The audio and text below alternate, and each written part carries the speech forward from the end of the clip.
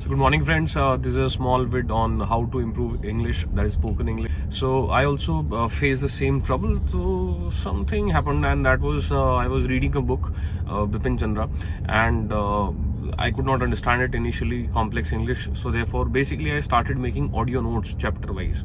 That is, I would read a page and or a paragraph, और मैं उस paragraph को अपने आप को खुद को समझाता था रिकॉर्डिंग ऑन करके, और अपने ऊपर कोई पाबंदी नहीं रखता था कि मुझे पूरी की पूरी बात इंग्लिश में ही बोलनी है। हिंदी मेरी मदर टंग है तो इंग्लिश में बोल ली वो वाली बात, but as far as possible जो आपके कॉन्स्टिट्यूशनल टर्म्स हैं, जो लीगल टर्म्स हैं, उनको इंग्लिश में ही बोलेंगे आप, उनको कैसे आप हिंदी में कन्वर्ट करेंगे।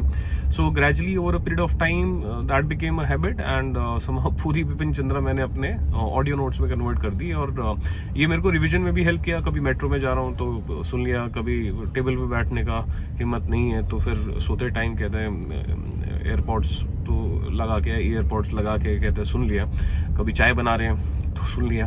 तो इस तरीके से side by side history revise होती गई और पता भी नहीं चला कि हिस्ट्री रिवाइज हो गई और स्पोकन इंग्लिश भी क्लियर हो गई, जिसे कहते हैं कि भाई जुबान साफ हो गई।